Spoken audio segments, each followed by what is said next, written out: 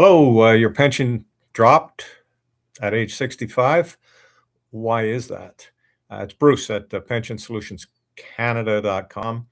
I had a phone call from a client.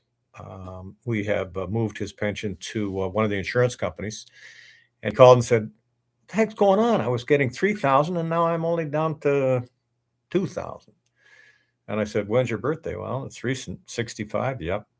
So why does that happen? The real answer is you or your union um, negotiated it that way.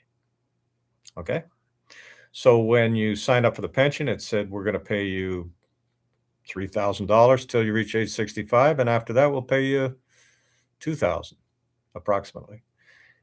And before 65, you were receiving a bridge and or a transition payment. And if you look at your pension document, it will say, let's get one here.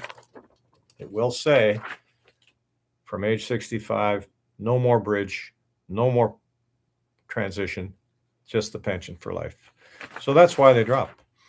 Um, Remember that that's based on the assumption that you at that time start your CPP and you start your OAS. So you start your Canada pension plan. Now the trick is, of course, maybe you started your Canada pension plan at age 60 or 62. So you're not going to get that bump at 65. OAS, though, you cannot start until 65, and we often preach start them both later. That's an aside for another video. Anyway, at age 65, your OAS starts. So that steps in. So your main pension, your company pension drops, your OAS CPP, top it up, same money. That's the theory.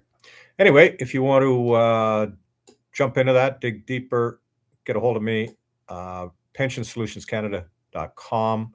Book a free 15-minute Zoom call with me, and we'll talk about you.